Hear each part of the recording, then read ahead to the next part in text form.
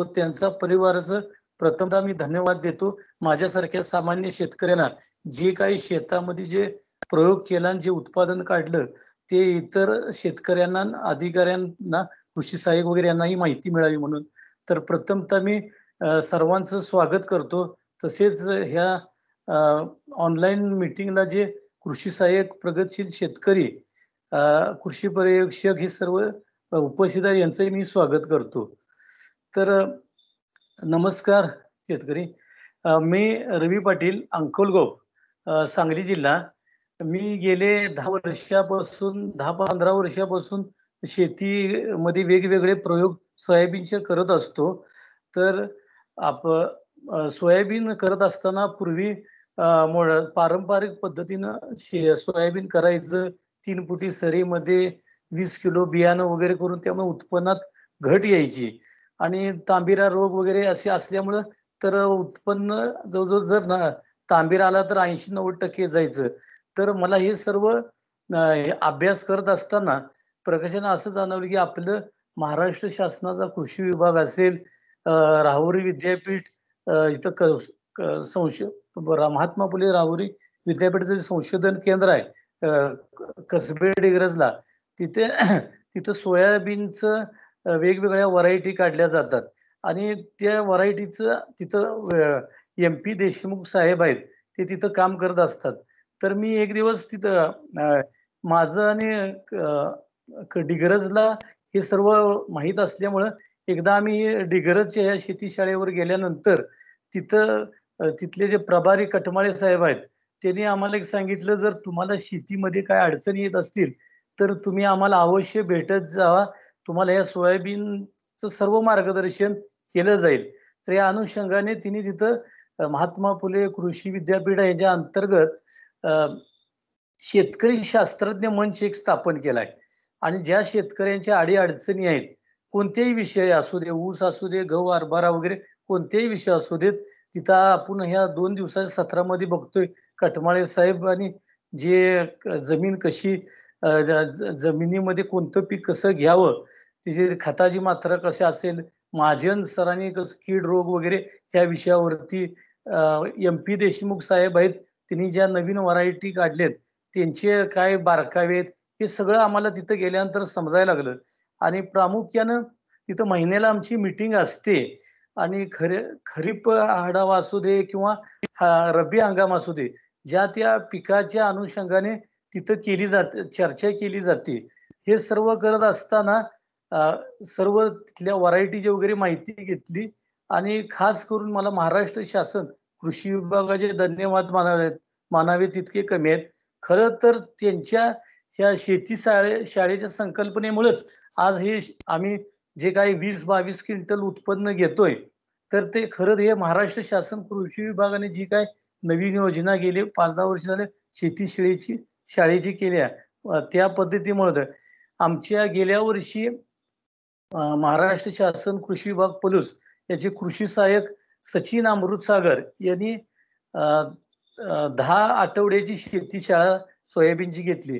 त्या 10 आठवडे सोयाबीन शाळेत घेत असताना तिने पाक पूर्व हंगामापासून काढणीपर्यंत जे काय बारकावे असतील, मग पूर्व हंगाम म्हणजे तुमचे पूर्व मशागत असेल, त्यानंतर बीज प्रक्रिया असेल, उगवण क्षमता असेल, ह्या परत सर्वात महत्वाची बाब म्हटलं तर सोयाबीनमध्ये संख्या नियोजन, ह्या अशा बारकाव्या सांगितल्यानंतर आम्ही असे वेगवेगळे प्रयोग करत गेलो आणि हे प्रयोग 2.5 फुटी 3 फुटी असं करत आता जवळजवळ 4 फुटेपर्यंत आम्ही पोचतोय सोयाबीनमध्ये. आणि हे जे तंत्रज्ञान आणि उत्पादन वाढीसाठी जर आपण ह्या कृषी खात्याचे आणि विद्यापीठाचं जर तंत्रज्ञान अवगत केलं तर हमखास आपल्याला उत्पन्नात यश मिळणार ह्यात काही शंका नाही. तर मी आता जी माळे सरांनी सांगितलं की जे खरीप हंगामामध्ये रब्बी हंगामामध्ये सोयाबीनचा गेल्या वर्षी खरीप हंगाम मोठ्या प्रमाणात तुटवड झाला. बऱ्याच लोकांच्या तक्रारी आल्या, बियाणं उगवलेलं नाही. काही कंपन्यांनी सुद्धा जे कंपन्यांचं बियाणं होतं तेही उगवलं नाही. काही ज्या मार्केटला नवीन कंपन्या आल्या बियाण्याची तपासणी वेळेत झाली नाही आणि शेतकऱ्यांचं प्रचंड असं नुकसान झालं. ही गोष्ट लक्षात घेऊन मात्र मंत्री महोदय दादाजी भुसे साहेबांनी यावर्षी खरीप हंगामामध्ये शेतकऱ्यांनी बियाणं तयार केलेलं हे शेतकऱ्यांच्या पर्यंत पोहोचलं पाहिजे.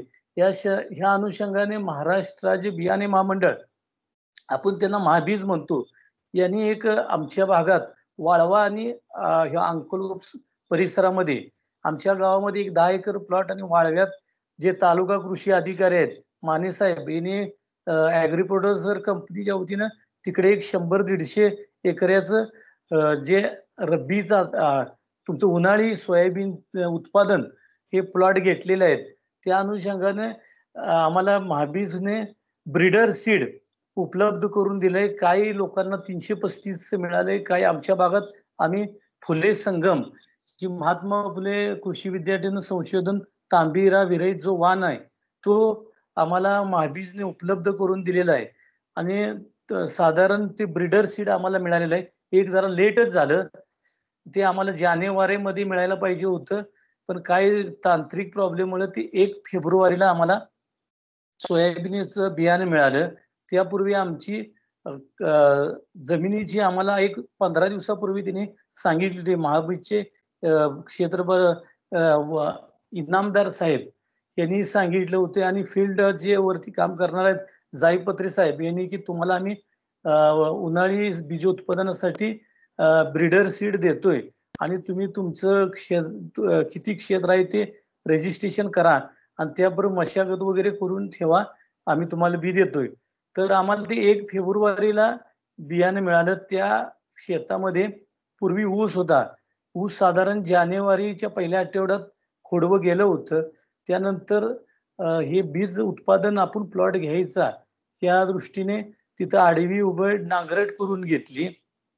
त्यानंतर आधी ऊस गेल्यानंतर आपल्या शेतात सेंद्रिय कर्ब वाढला पाहिजे, त्यामुळे आम्ही कधी पाचट पेटवत नाही. तर त्या क्षेत्रामध्ये पाचट कुट्टी करून घेतली. पाचट कुट्टी केल्यानंतर रोटर मारून आडवी उभी नांगरट करून कुरकुट वगैरे करून आम्ही 3.5 फुटी सरी त्या क्षेत्रामध्ये सोडली आणि 3.5 फुटी सरी सोडल्यानंतर आम्हाला महाबीजचे ब्रीडर्स 1 फेब्रुवारीला मिळालं आणि त्यानंतर 30 जानेवारीला मिळालं. त्यानंतर आम्ही लगेच 1 फेब्रुवारीला मी हा बीजोत्पादनाचा प्लॉट घेतला.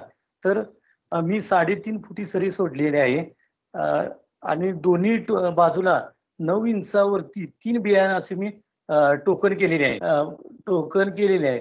फक्त हे टोकन करत असताना प्रामुख्याने आता मी गेले 5-6 वर्ष बीज उत्पादन घेत असल्यामुळे बेसल डोस हा मी सरी सोडायच्या आधी टाकतो.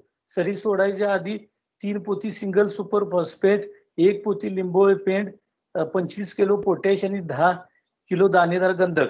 गंधक हे तेलवर्गीय पिकाला अतिशय भरण्यासाठी मदत होतं. हे पुढे टाकल्यानंतर तर 3.5 फुटाची मी सरी सोडतो आणि सरी सोडल्यानंतर दोन्ही बाजूला 9 इंचावरती 3-3 बियाणे अशी टोकन करतो आणि ते टोकन झाल्यानंतर मी फुले संगम हा वाण घेतला होता.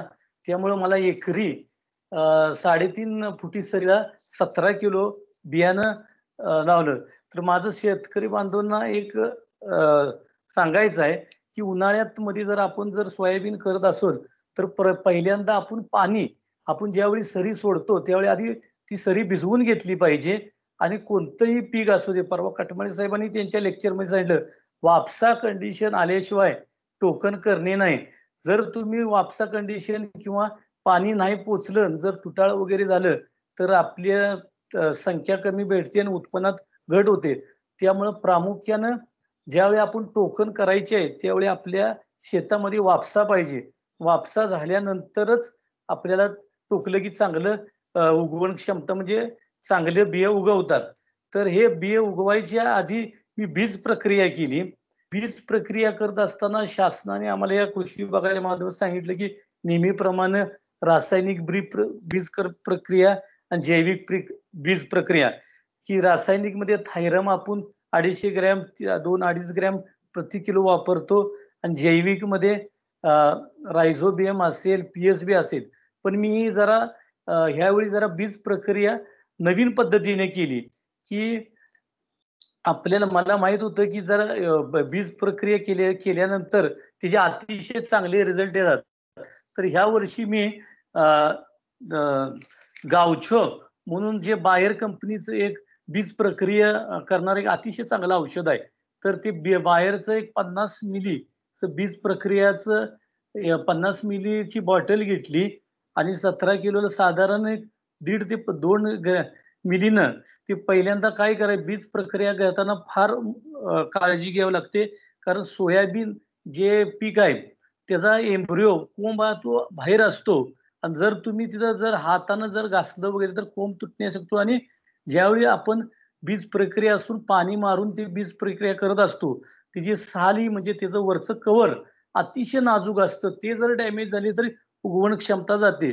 तर बीज प्रक्रिया करत असताना तर 150 ml पाणी त्यामध्ये हे 2 मिली प्रतिप्रमाणे हे गावचो त्यामध्ये घातलं, ते हलवलं आणि त्यानंतर आपलं साधं गोणपट किंवा ताडपदरी असते, त्या ताडपदरीमध्ये आपलं बियाणं अंतरायचं आणि वरून असं ते गावचोचं औषध शिंपडायचं आणि चारही बाजूनं फक्त हलवायचं.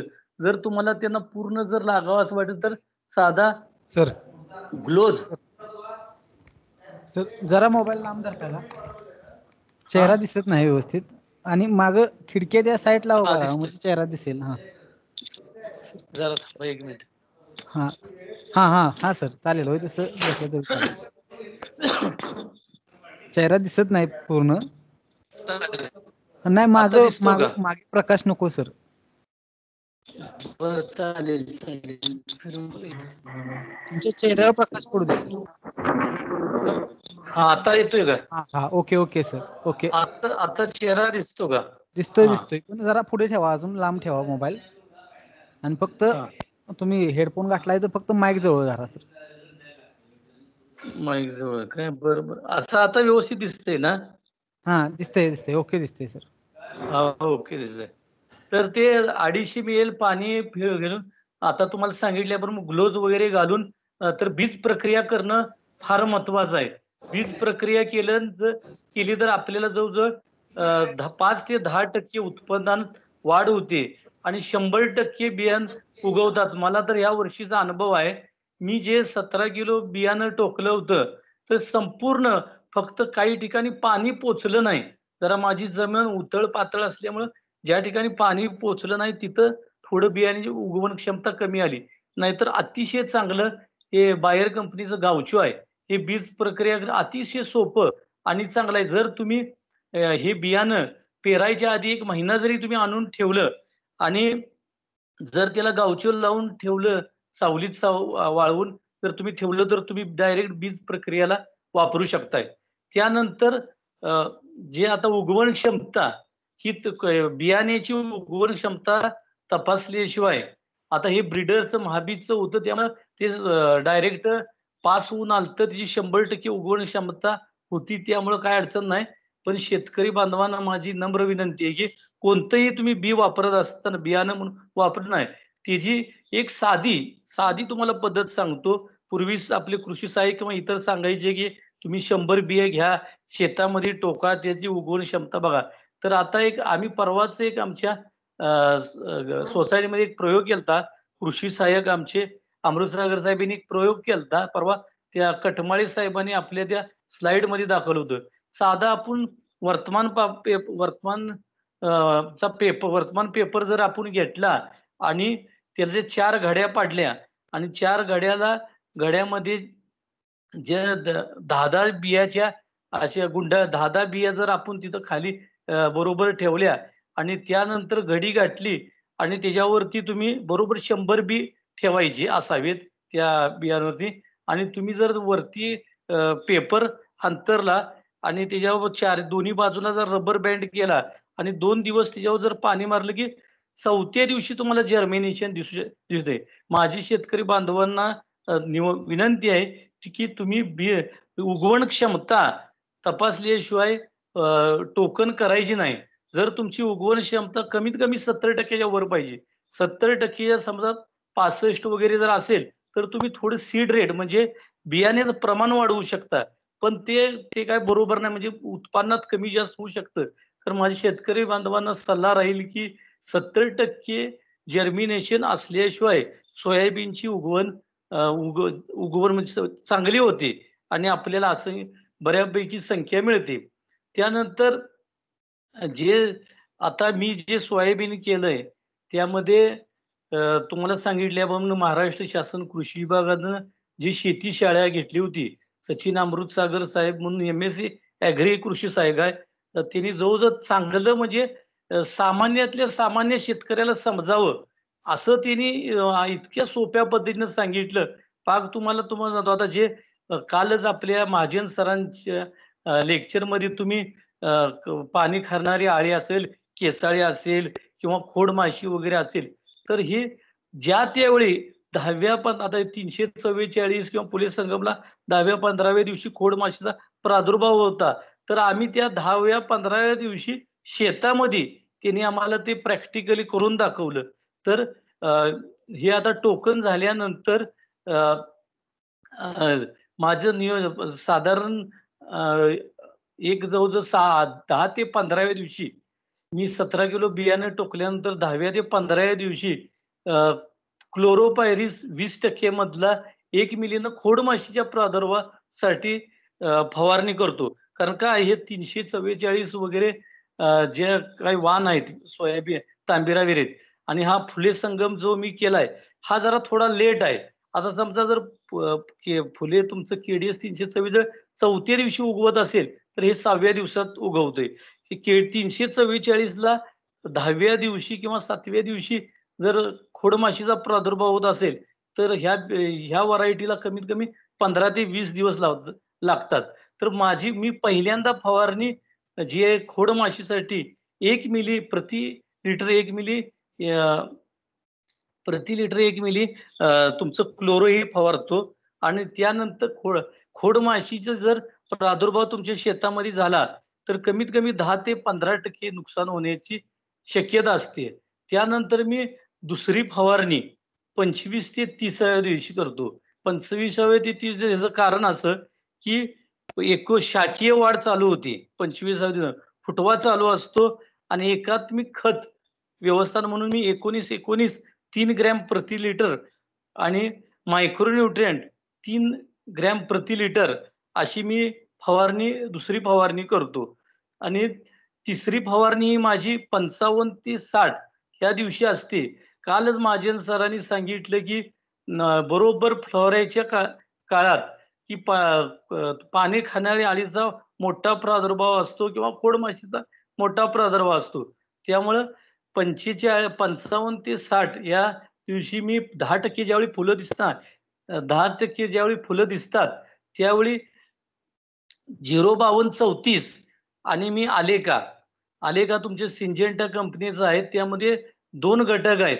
थायमेथोझाइट आहे ते पांढऱ्या माशीसाठी आहे आणि पाने खाणाऱ्या अळ्यासाठी लेमेडा म्हणून आहे. असं दुहेरी काम करतं आणि त्यानंतर 80 ते 85 दिवशी मी 05234 आणि रोको 1.5 ग्रॅमनं पर लिटरने फवारणी करतो. त्यामुळं काय होतं 05234 हे 05234 फ्लॉवरिंगच्या वेळी फवारल्यामुळं फुलाची संख्या प्रमाणात बऱ्यापैकी वाढ होते आणि आपल्याला जर खोडमाशीचा प्रादुर्भाव जर व्हायचा नसेल किंवा पाने खाण्याचा अळीचा प्रादुर्भाव व्हायचा नसेल, तर तुम्हाला ही फवारणी करणे गरजेचं आहे. मित्र शेतकरी बांधव सोयाबीन हे 3 महिन्याचं जरी पीक असले, तर ह्यात फारसं म्हणजे कीड, रोगराई असं काही असतं नाही. फक्त ज्या त्या वेळी, ज्या त्या स्टेजला जर तुम्ही फवारण्या जर केल्या, फार काय फवारण्या नाहीत. ह्यात प्रामुख्यानं हे आता फुले संगम जो मी बियाणे प्लॉट केलाय, ह्याला मी प्रकर्षानं असं जाणवलं, की ह्या फक्त सुरुवातीला खोडमाशीचा प्रादुर्भाव होतो. त्यानंतर मध्यंतरी जो 25व्या, 30व्या किंवा 55 ते 60व्या दिवशी तुमचं पांढऱ्या माशीचा म्हणजे खोडमाशीचा एक सुरुवातीला जर आपण नाही स्प्रे केला, तर तिथं नुकसान होऊ शकतं.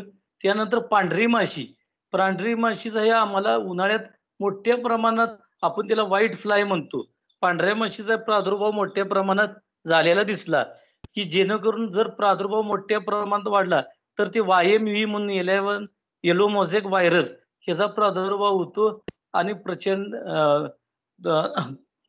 उत्पन्नात घट होते. तर हे 4-5 फवारण्या आणि जमिनीची मशागत हे सगळं मी उन्हाळी बीज उत्पादन कार्यक्रमासाठी केलेला प्रोग्राम आहे. हे सर्व करत असताना वेळोवेळी आम्ही महात्मा फुले कृषी संशोधन केंद्र कसबे डिग्रज आहे, तिथे देशमुख साहेब यांच्या मार्गदर्शनाखाली मी हा प्लॉट केला. त्यांनी वेळोवेळी मला माहिती दिली, कोणत्या दिवशी काय स्टेजला कोणतं काय काय येतं, त्या दिवशी प्रत्येक, आपण जर हे 3 महिन्याचं जरी पीक असलं तर प्रत्येक दिवशी आपण त्याचा बारकावा केला पाहिजे. बाबा सुरुवातीला उगवण किती, ह्या फुले संगमची उगवण 6व्या दिवशी होते. त्यानंतर ह्याच्यावरती तुमचं ह्याचा तुमचा क्लोरोचा खोड माशीचा प्रादुर्भाव होतो, पांढऱ्या माशीचा प्रादुर्भाव होतो आणि लास्टला ही तांबिरा विरहित व्हरायटी जरी असेल तरी पण आपण एक बुरशीजनक रोकोसारखं रोकोसारखं औषध जरी फवारणं केलं तरी चालतं. तर आता साधारण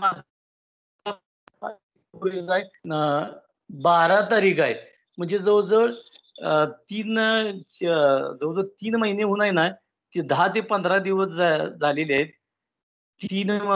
साधारण ही 4 महिन्याचं पीक आहे, पण शेतकरी बांधवांना जरा सांगायला जरा दुःख वाटतं. मी माळी साहेबांना वगैरे वेळोवेळी मी पहिल्या दिवसापासून माझ्या स्टेजची, फ्लॉवरिंग स्टेजची वगैरे सगळे मी फोटो पाठवले होते. दुर्दैवानं काल परवा आमच्या इथं अतिशय मोठ्यानं गारपीट झाली आणि माझा तो 2 एकराचा प्लॉट पूर्ण उद्ध्वस्त झाला. म्हणजे आता शेंगा भरायला आलत्या, पण ते प्रचंड मोठ्यानं गारपीट झाली. ही नैसर्गिक ह्याच्यावरती असतं. 2 किलोमीटरवरतीच आमच्याकडे मोठ्या प्रमाणात गारपीट झाल्यामुळं तो प्लॉट आता काल परवा एकदम पडला आणि जे शेंगा आता ज्या वाळल्यात, ऊन लागेल तसं फुटायला लागल्यात. पण बीजोत्पादन मी गेले 4-5 वर्ष 344 वगैरे घेतो, तर प्रचंड उत्पन्न मिळतं. बीज उत्पादन घेत असताना आता ते हे झालं, तुम्हाला मी दिवसावारी जे काही मी केलं ते सांगितलं. तर बीज उत्पादन घेत असताना नेमकं कुठं बीज उत्पादन घ्यावं, यंत्रणा कुठं कुणाला विचारावं, काय त्याची रिजन, त्याविषयी मी तुम्हाला थोडक्यात माहिती सांगणार आहे. जर तुम्हाला बीज उत्पादन घ्यायचं असेल तर तालुका कृषी कार्यालय किंवा महाराष्ट्र राज्य बियाणे महामंडळ यांचे ऍग्रिकल्चर ऑफिसर सांगितलं तर तुम्हाला त्याची माहिती पूर्ण देतील.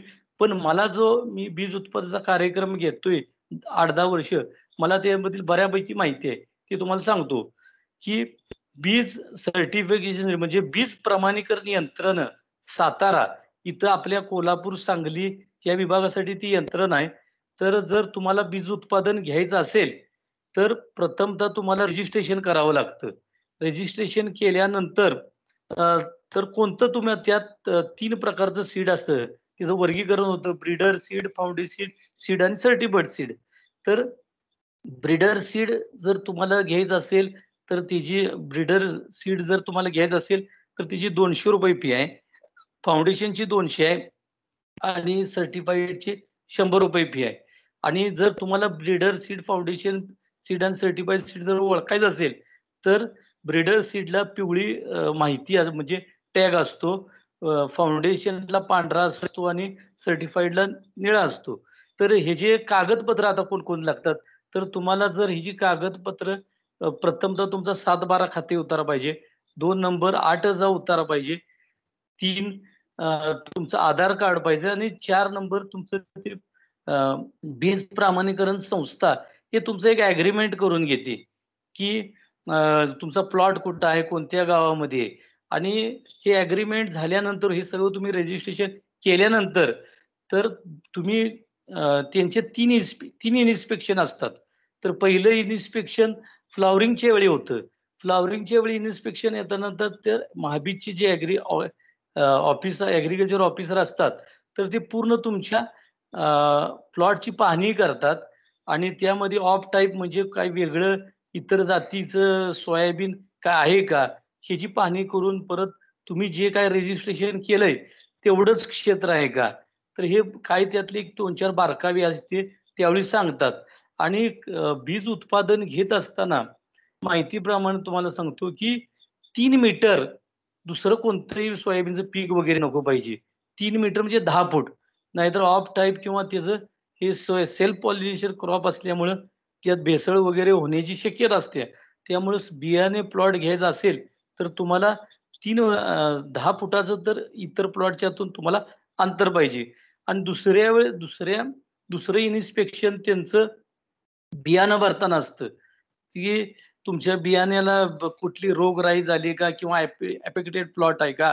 तर त्या संदर्भात काही ते असली तर ती माहिती सांगतात किंवा काय तण नियंत्रण वगैरे या संदर्भात ते सांगून जातात. आणि तिसरं तिची इन्स्पेक्शन असते ती मळणी करताना. ते फार महत्वाचं आहे. मळणी करताना ते सरळ सांगतात, की तुम्हाला 400 एपीएम 400 आरपीएमच्या पुढे तुम्ही मळता कामा नये. तुम्ही जर 400 पर्यंत डाळ होण्याची शक्यता असते आणि जर्मिनेशन जाण्याची शक्यता असते.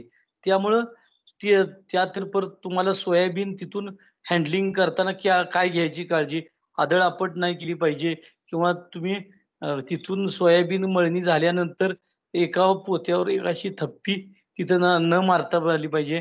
आणि हे सगळं व्यवस्थित तुम्ही नेऊन घरी किंवा प्रोसेसिंग युनिट जाताना उभी पोती तुम्ही ठेवली पाहिजेत. अशी जे काही बारकावे आहेत, ते आपले सीड सर्टिफिकेशनचे जे अधिकारी असतात ॲग्री ते असं त्यावेळी देतात. आणि त्यानंतर हे प्रोसेसिंगला बियाणं जातं. प्रोसेसिंगला बियाणं गेल्यानंतर त्यामधील गुड म्हणजे चांगलं बियाणं आहे, ते तेवढं ग्रेडिंग केलं जातं आणि जे काडी, कचरा वगैरे असतो, ते काडी कचरा तो बाजूला काढतो. तो लो ग्रेड म्हणतात. ते तुम्हाला घेऊन जायला सांगतात. तुम्ही कुठेही विकू शकता आणि जे गुड सीड असतं, तर त्या गुड सीडला आपल्याला चांगला रेट मिळतो. म्हणजे मार्केट रेटपेक्षा मी दुप्पट असं काही म्हणणार नाही, पण दीडपट तर भाव हमखास भेटतो. तर ते जे रेट असे असतात, खरीप हंगामामध्ये मध्ये हे खरं बीज उत्पादन होत असतं. आपले मंत्री महोदय गेल्या वेळी जी मोठ्या प्रमाणात शेतकऱ्यांची बियाण्या संदर्भाची फसवणूक झाली, ती कुठेतरी रोखायसाठी ह्यावेळी एक प्रायोगिक तत्वावरती महाबीजला बियाणे प्लॉट घ्यायला सांगितला होता. आणि त्या मोठ्या प्रमाणात आता तशी काही जे लवकर बियाणं 335 वगैरे वाळवा तालुक्यात मिळालं, त्या लोकांचं आता परवाच आमचा एक मित्र आहे त्याने विचारलं, तिची उत्पादकता ही चांगली 15 क्विंटल पर्यंत उत्पादकता मिळाली आहे. साधारण आपल्याला जरी हे सर्व करत असताना खरीपमध्ये 20 क्विंटल, 22 क्विंटल, काही प्रशांत पाटील सारख्यासनी 28 क्विंटल सुद्धा जरी मिळालं, पण उन्हाळ्यामध्ये जरी 50% जर धरता ह्या वर्षी वातावरण आणि अवकाळी थोडा पाऊस पडल्यामुळं चांगलं उत्पन्न ज्या लोकांनी जानेवारीमध्ये हे बीज उत्पादन घेतलं, त्यांना साधारण 15 क्विंटल असं ॲव्हरेज पडलंय. त्यानंतर आता तुम्हाला ते सांगायचं राहिलं, की हे जे रेट असे असतात, की आपली जी काही बाजार समिती असते, खरीपमध्ये जी बाजार समितीचे रेट असतात उच्चांकी आणि निच्चांकी, ह्या दोन्ही दरामध्ये अ, जे काही मध्य असतो, तो दर साधून त्यावरती 25% ते 30% आपल्याला महाबीज देतं. अ, त्यामुळं शेतकऱ्याचा बऱ्यापैकी मोठ्या प्रमाणात फायदा होतो. शेतकरी बीज उत्पादन आता कोण-कोण करू शकतो? बीज उत्पादन करत असताना यामध्ये शेतकरी व्यक्तिशः भाग घेऊ शकतो. त्यानंतर ॲग्री प्रोड्युसर कंपन्या असतील, महाराष्ट्र शासनाचं जे आत्मा विभाग आहेत, त्यांनी जे काही बचत गट काढल्यात ते घेऊ शकतात आणि व्यक्तिशः कोणीही कंपनी यात भाग घेऊ शकतात आणि बीज उत्पादन करू शकतात.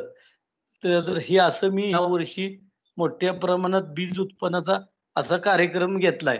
हे कार्यक्रम आता मला सरांनी सांगितलं होतं, की तुम्ही बीज उत्पादन कार्यक्रम घेतला या संदर्भात बोला. तर ह्या संदर्भात मी बोललोय.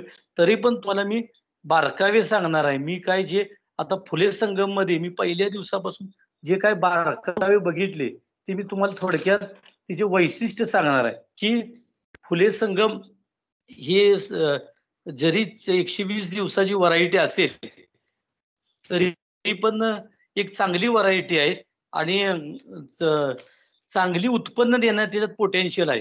जर आपण योग्य व्यवस्थापन केलं तर तुम्हाला चांगलं एकरी 20 नाही 25 क्विंटल सुद्धा उत्पादन देऊ शकते.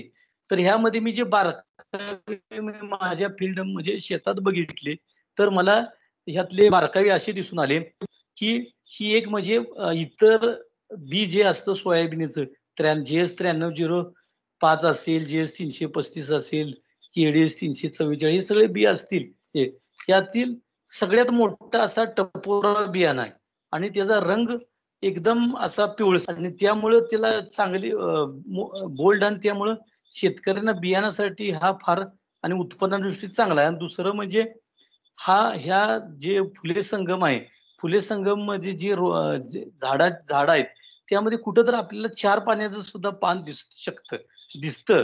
तर ह्यामधला तो एक वैशिष्ट्य आहे. आणि तिसरं म्हणजे ज्या बिया आपल्या 3 शेंगाच्या बियाणे असतात कुठं तर 4 बियात सुद्धा यात शेंगा आहेत. आणि ही जी एका वेळी वाढ चांगल्या प्रमाणे होते. त्यामुळं काढणी सुद्धा ही अतिशय चांगल्या पद्धतीनं हा वाण आहे. फुले संगम हा वाण अतिशय चांगला आणि ज्यादा उत्पादन देणारा वाण आहे. मी शेतकरी बांधवांना एक विनंती आहे की माझी की जर आपण नवीन उत्पादन जर वाढवायचं असेल तर कृषी विद्यापीठ असेल, महाराष्ट्र शासन कृषी विभाग असेल यांची वेळोवेळी जर आपण मदत घेतली आणि ज्या वेळी जर आपण नवीन तंत्रज्ञान अवगत केलं तर आपल्याला उत्पादन येण्यास काय अडचण नाही. सकाळी आज सकाळच्या लेक्चरमध्ये माया साहेबांनी सांगितलं त्यामध्ये काय आहे सोयाबीन उत्पादकता वाढवायची म्हणजे नेमकं काय आहे. जसं आपण ऊसामध्ये पूर्वी 3 फुटी सरी दीडीनं टिपरीला टिपरी वगैरे असं करून प्रचंड 2 लाख फुटवे 2.5 लाख फुटवे घेत होतो. कालानंतर आपल्याला शास्त्र त्यातलं समजलं की बाबा 4.5 फुटी सरीपर्यंत गेलं पाहिजे. एक डोळा लागण पद्धत केली पाहिजे. तिचे फुटवे फुटामध्ये 5-7 घेतले पाहिजे आणि किती जर काय झालं तर त्यामध्ये एकरी 40,000च ऊस 38 ते 40,000च ऊस राहू शकतात. आणि साधारण आपण जर योग्य व्यवस्थापन केलं तर जरी 2 किलोचा ऊस धरला तर 80 टन, 2.5 किलोचा धरला तर 100 टन. तसंच सोयाबीन मध्ये आहे. सोयाबीन मध्ये फार असं काय अवघड असं काय नाही. आपण फक्त तंत्रज्ञान बदलायचं आहे. पूर्वी लोक पेरत होती, सीड रेट जास्त वापरत होती, त्यानंतर 2.5 फुटी सरी आली, 3 फुटी सरी केली. फक्त आपण हे जे 18 ते 20 क्विंटल जे उत्पादन येतंय याला फारसं काय फक्त टेक्नॉलॉजी आपण नवीन स्वीकारली पाहिजे. जे हाय यील्डिंग व्हरायटी आहेत, जे फुले संगम सारखे असतील 344 आणि तांबिरा विहिरीत. आता शेतकरी बांधवांना सांगायचं की आपल्याकडं गेल्या ह्या 5-6 वर्षात सोयाबीनची लागवड कमी झाली आहे. ह्याची एक प्रामुख्याने 2 कारण आहेत. पूर्वी तांबेरा यायचा त्यामुळे लोक जवळजवळ 80% 90% सोयाबीन जायचं आणि त्यामुळं लोकांची मानसिकता थोडी बदलली. तांबिरा येतोय. योगायोगानं आपले जिथं कृषी संशोधन केंद्र आहेत, जे कटमाळे साहेबांचे तिथं जे देखभालिक आणि MP देशमुख साहेबांनी जी काही व्हरायटी आता तिथं 2 काढलेत 300 जे तांबिरा विरहित आहेत. तांबिरा विरहित वाण असल्यामुळे आपल्याला आता काय म्हणजे लावण्यास काय अडचण नाही. पूर्वी तांबिरा येत होता म्हणून लोकांची लागवड करायची कमी झाली. आता दुसरं म्हणजे बदलतं हवामान. आता काय झालं एक पूर्वी जून मध्ये पाऊस पडायचा म्हणजे पडायचा. आता तसं राहिलेलं नाही. 1 महिना लेट पाऊस पडतो. जुलैमध्ये पाऊस पडतो आणि प्रामुख्यानं खरीपमध्ये महाराष्ट्र शासन म्हणजे कृषी विभागाची शिफारसच आहे की खरीप हंगामाची पेरणी आपण 1 जून ते 15 जुलै पर्यंत करावी. ते 15 जुलै नंतर जर आपण पेरणी केली तर उत्पन्नात 100% घट येते. पण आता जर भौगोलिक दृष्ट्या बघितलं तर ते अडचण झाली शेतकऱ्यांची की बरोबर आपण 1 जूनला किंवा 7 जूनला मिरग निघाल्यानंतर आपण टोकन करत असतो आणि त्यानंतर बरोबर पाऊस म्हणजे काढणी आपली ज्यावेळी होते आणि त्यावेळी पाऊस मोठ्या प्रमाणात येतो आणि प्रचंड नुकसान होतं. त्यासाठी माझा एक शेतकऱ्यांना सल्ला राहील जर अशी आता ही गेले 2-3 वर्ष झालं आपण पाहतो महापूर असेल किंवा हे बदलत्या लहरी हवामानाचं हे सगळा बदल असेल. जर आपण हे जर लागण आता जे आपण जून मध्ये करत होतो ते जर आपण 15 मे पर्यंत जरी नेली तरी आपल्याला चांगलं आहे. म्हणजे बरोबर काल आपल्याला महाजन सरांनी बारकाया सांगितलं की साधारण आपल्या भागात जुलै एंड ते सप्टेंबरच्या पहिल्या आठवड्यात तांबेऱ्याचा प्रादुर्भाव होतो. पण या तांबेऱ्याचा काही विषयच नाही. पण जे लोक 335 किंवा 9305 करणार आहेत त्या लोकांना सांगायचंय की मला की तुम्ही जरा हंगाम आधी घ्या. 15 मे आधी काही लोक आमच्या भागात आता अंकलगोप असेल किंवा धनगाव बिलवडी परिसर असेल काही लोक 1 मे ला करतात. पण ते 1 मे ला सुद्धा करतात. पण कसं प्रचंड पाणीच्या पाळ्या परत कीड रोड नियंत्रण उत्पादन निघतं. पण एवढं ते जर समजा टेम्परेचर वाढलं किंवा अवकाळी काय पाऊस वगैरे झाला तर नुकसान होण्याची शक्यता असते.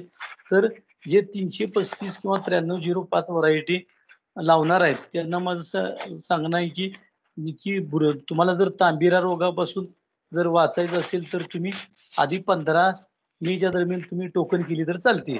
आणि जे आता आपलं फुले संगम हे आता जे तांबिरा विरहित वाहन आहेत ते तुम्ही 15 मे ला टोकू शकताय किंवा 1 जूनला सुद्धा टोकू शकताय. त्यामुळं तुम्हाला उत्पादकतामध्ये चांगली वाढ येऊन दिसेल. आणि आता दुसरं आपल्या हे झालं तुमचं टोकणीचं जे आता बदलतं हवामान किंवा आणि कीड आणि रोग या कीड आणि रोग विषय चांगला आपल्या महाजन सरांनी असं कालचं मी त्यांचं लेक्चर ऐकलं. बरोबर जे शास्त्रज्ञ जे सांगतात ते फक्त आपण शेतकऱ्यांनी वेळोवेळी शेतीत करायचं आहे. आता ते काल महाजन सरांनी सांगितलं बरोबर 10 ते 15व्या दिवशीच खोडमाशीचा प्रादुर्भाव होतो. आणि खोडमाशी एकदा तुमचे जर खोड माशीचा प्रादुर्भाव झाला तर तुम्हाला ते आत तुम्ही एक थोड्या दिवसानं काढणीच्या वेळी किंवा एक 25-30 दिवसानं तुम्ही जर इथं बघितलं तर पाणी असं गुंडाळलेले दिसतील. आणि ती जर तुम्ही खोड उभं ब्रेक केलं तर त्यात तुम्हाला बारक्या आळ्या दिसतील. तर ते अशी बारकावे आहेत. त्यानंतर 10% फ्लावरिंग आल्यानंतर ज्यावेळी तिने सांगितलं की ते स्पोडॅप्टेरा म्हणजे खरंच ही म्हणजे येलो मोझॅक आणि स्पोडॅप्टेरा आणि खोडमाशी हे एक रोग आणि 2 किडी ह्या खऱ्या कारणीभूत आहेत सोयाबीनला नुकसान करण्यासारखे. आता त्यात तिने केसाळे रॉड वगैरे बरंच सांगितलं. पण ज्या त्यावेळी जर आपण ज्या त्या फवारणी जर केल्या तर अतिशय चांगलं उत्पादन येऊ शकतं. मग आता तिने मोठ्या प्रमाणात जे काही कीड व रोग विषयी सांगितली माहिती त्या वेळेला फक्त शेतकऱ्यानं आपल्याला जर सोयाबीन मध्ये उच्चांकी उत्पादन घ्यायचं असेल तर 3.5 फुटी 4 फुटी सरी आपण आता मी हे जे बीज उत्पादन घेतलं ही 3.5 फुटी सरी घेतली. पण त्यात मला एक असं जाणवलं मगाशी एका शेतकऱ्यानं प्रश्न विचारला सकाळच्या लेक्चर मध्ये की ते 3.5 फुटीला फुले संगम दाट होते. होय खरंच दाट होते. माझे तर म्हणणं आहे की फुले संगमला 4 फुटी सरी पाहिजे. आणि 4 फुटी सरला आपलं बियाणे वाचणार आहे आणि हवा खेळती राहणार आहे. आणि त्यामुळं ओव्हरलॅपिंग होणार नाही. सूर्यप्रकाश त्यामध्ये गेला पाहिजे. नंतर तुमचे फ्लावरिंग चांगलं झालं पाहिजे. जे आपल्या लहान शेंगा असतात त्या मोठ्या प्रमाणात भरले पाहिजे. तर 4 फुटी सुद्धा फुले संगम मध्ये करायला काय अडचण नाही. त्यामुळे आपली 100% उत्पादकता वाढच होणार आहे. आणि हे सर्व करत असताना ज्या म्हणजे शेड्यूलनं शेतकऱ्याला आता ते सकाळी आपली झाली बाबा साधारण सगळ्यात ह्यात महत्वाचं आहे की संख्या नियोजन आमच्याकडे जी कृषी शेती शाळा झाली सोयाबीन मध्ये त्यामध्ये फारच असं चांगलं ते आमचे कृषी सहाय्यक अमृतसागर साहेब होते त्यांनी सांगितलं. पाक ते दिवसावर त्यांनी सांगितलं की बाबा एकरी 80,000 प्लांट पॉप्युलेशन जर राहिले तर 80 ते एका झाडाला समजा जर 70 शेंगा लागल्या परत त्या 70 शेंगामध्ये एका बेला जर 3 शेंगा लागल्या तर त्या 3 शेंगाचं बियाण्याचं वजन साधारण 200-100चं त्यांनी काहीतरी 0.13 असं ग्रॅम काढलं होतं. आणि त्यानंतर ते काढलं तर काहीतरी 27 वगैरे असं म्हणजे एकूण किलो होते. आणि त्याला जर 80 प्लांट पॉप्युलेशन केलं तर सहज 21 म्हणजे हे ठोकटोळ शेतकऱ्याला काय जे काही कृषी विद्यापीठ किंवा जे काही शास्त्रज्ञ सांगतात हे हमखासच आहे. पण शेतकऱ्याला ते ग्रॅम इंच हे सगळं सांगायला गेलं ना फार अवघड वाटतं. तर शेतकऱ्याला माझं तर मत आहे की बाबा तू 4.5 3.5 4.5 फुटी सरी सोड, बियाणं वितीव म्हणा, असं शेतकरी भाषेत जर आपण सांगत गेलो तर सांगतो. आणि बाबा कोणत्या वेळी कोणतं औषध फवारणी करायची. तर सोयाबीन मध्ये जर आता विशेष मला जो आज त्यांनी दिला होता की सोयाबीन विक्रमी उत्पादन तंत्रज्ञान, तर मी असे म्हणेन की जर सोयाबीन उत्पादन तंत्रज्ञान विक्रमी जर घ्यायचं असेल तर आपल्याला सरीची रुंदी वाढवली पाहिजे. त्यामध्ये टोकन जी 9 इंचावरती 3 बीज पडले पाहिजेत. त्यानंतर संख्या नियोजन महत्वाचं झालं पाहिजे. आणि ज्या किडी आणि रोग आहेत त्याचं संरक्षण जर आपण केलं तर ते मोठ्या प्रमाणात आपल्याला 100% उत्पन्न याला काय हरकत नाही. हे सगळं करत असताना आता आपण जे वाहन आता म्हणतो आपण 9305 असेल किंवा GS 335 असेल, हे आता कसं शेतकऱ्यांनी हाय जिथं म्हणजे ज्या हलक्या जमिनी किंवा जिथं पाण्याची दुर्भक्षता येईल अर्ली व्हरायटी तिथं 9305 सारखी लवकर येणार सुद्धा व्हरायटी आपण घेतली पाहिजे. कसं असतं जमीन आपली कशी आहे त्यावरती हे सगळं धरलं म्हणजे त्याचं अवलंबन झालं. ड्रीप जरी केलं तर चांगलंच आहे. सोयाबीन मध्ये ज्या ठिकाणी पाण्याची कमतरता आहे त्या ठिकाणी जर ड्रीप केलं तर आपल्याला चांगलं उत्पादन येऊ शकतं. आम्ही ह्यापूर्वी सोयाबीन मध्ये एक टोका करून आपल्या ऊसामध्ये एक टोका करून आम्ही सोयाबीन घ्यायचं. मला आठवतंय देशमुख साहेबांनी ज्यावेळी 344 व्हरायटी आली ते मला म्हटले उन्हाळी किती तिचं ऍव्हरेज येतंय असा आपण एक प्रयोग करू. मग ऊसाचं फडवं होतं आणि त्या फडव्यामध्ये आम्ही ते एक टोक्याप्रमाणे 344 उत्पन्न किती होतं बघितलं.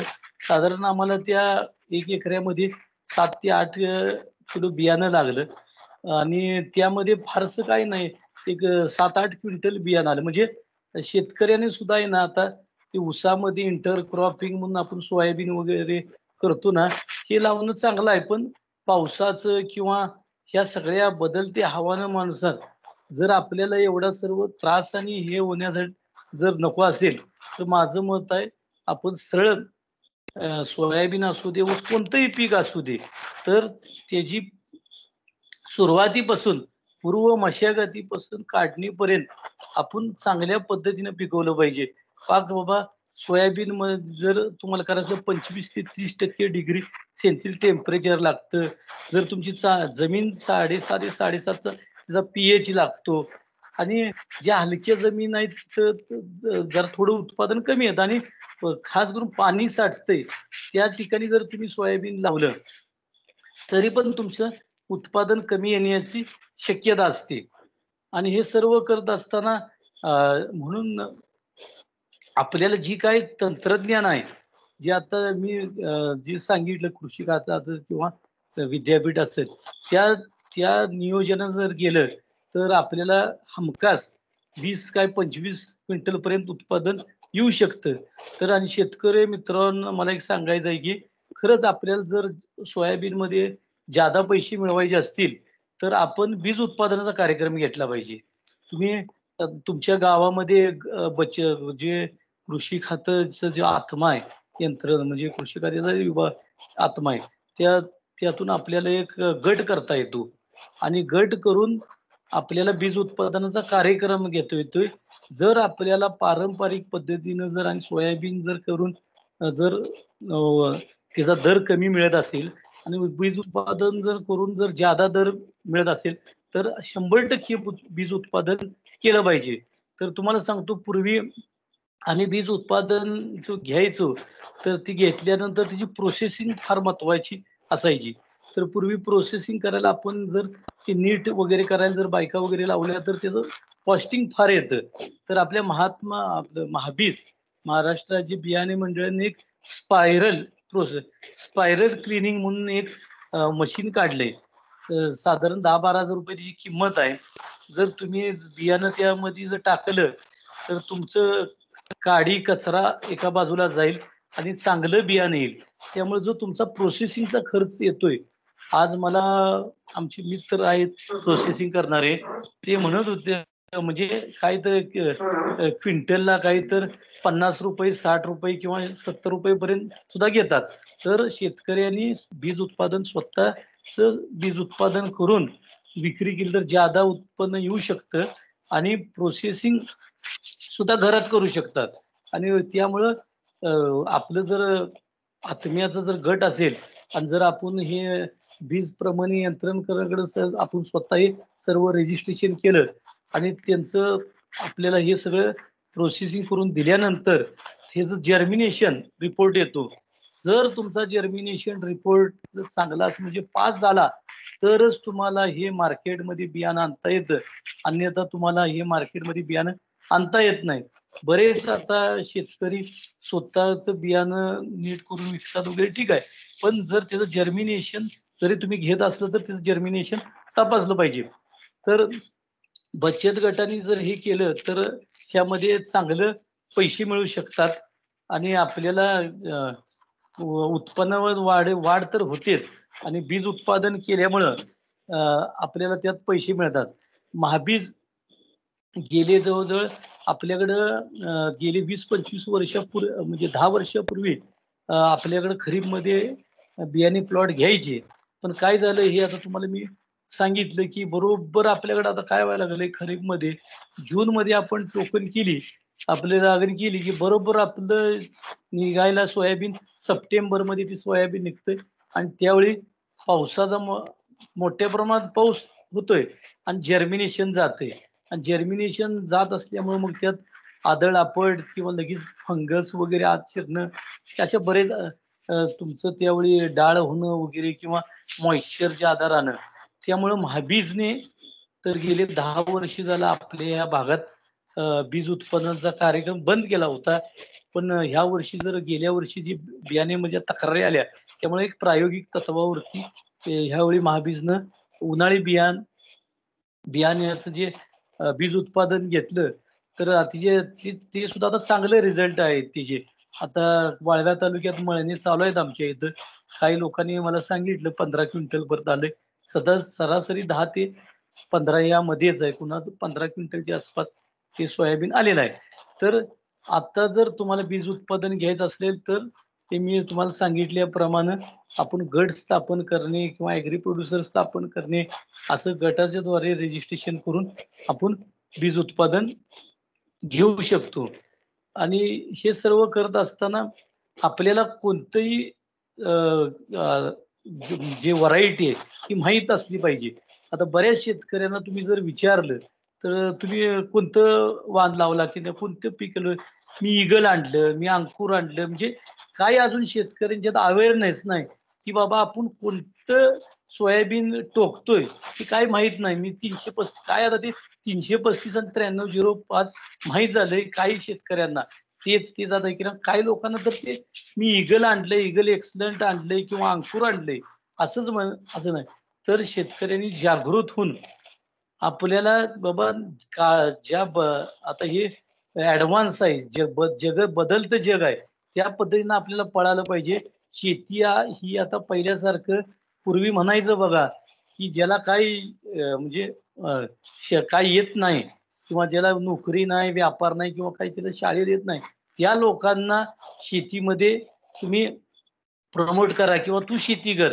आता तसं शेतीमध्ये राहिले नाही. शेतीमध्ये अशा बऱ्याच प्रचंड अडचणी आहेत.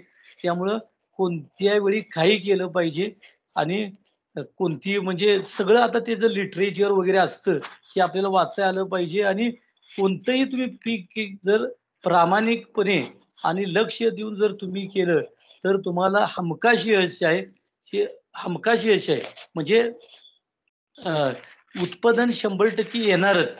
काय होतंय शेतकरी म्हणतोय मी ही फवारणी केली आणि बरंच मला एक शेतकऱ्यांना एक दुसरा सल्ला द्यायचा आहे की आपल्या शेतामध्ये कोणती कीड आहे कोणते रेग जरी बरे आपल्याला समजलं नाही आपलं महाराष्ट्र शासन कृषी विभाग आहे डिग्रजला कृषी संशोधन केंद्र आहे तिथं चांगले सायंटिस्ट बसलेत. कटमाळे सर आहेत तुमचे देशमुख सर आहेत महाजन सर वगैरे सगळे तज्ज्ञ मंडळी आहेत.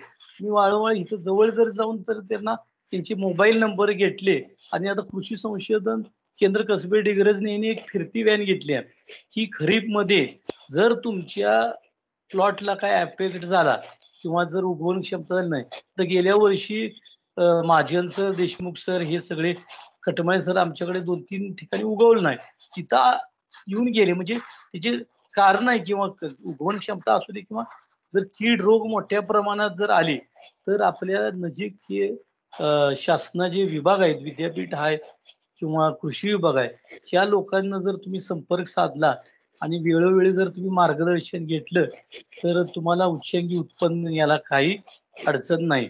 तर हे जे मी गेले 10 वर्ष झालं मी हे सगळं GS 335 असेल, 9305 असेल किंवा हे आता KDS 344 आता फुले संगम घेतोय, म्हणजे आपल्याला नॉलेज मध्ये अपडेट पाहिजे की डिग्रज मध्ये जे संशोधन आपल्या जवळ होतंय आणि देशमुख सरांचं इतकं फार मोठं काम आहे की आपल्याला ह्या देशालाही या व्हरायटी दिल्यात.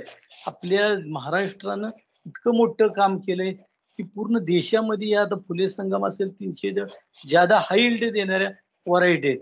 आणि देशमुख साहेबांचं कायम सांगणं असतं, आता फुले दुर्वा म्हणून ते 992 किंवा आता फुले किमिया अशा नवीन व्हरायटी काढल्यात.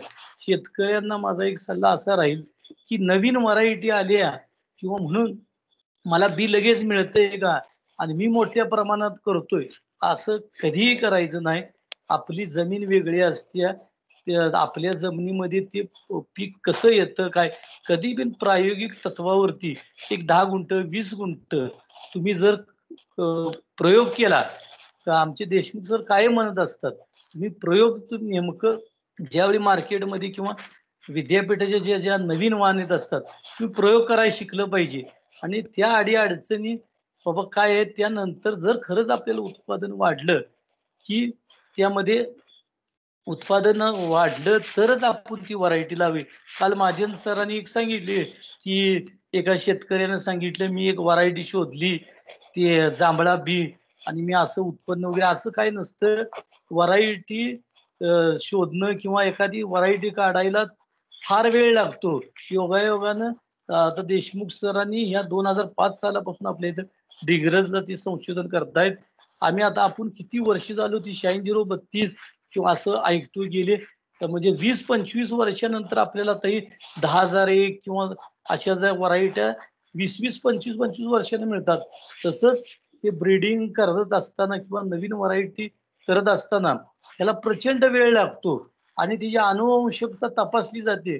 जर त्यात काय कीड रोग किंवा जर त्याचा वेगळा प्रादुर्भाव झाला, कीड रोग वाढले तर त्याचा दुष्परिणाम होऊ शकतो. त्यामुळं लगेच मी काय तर आणलंय केलंय मला उत्पादन वाढलंय असं नाही.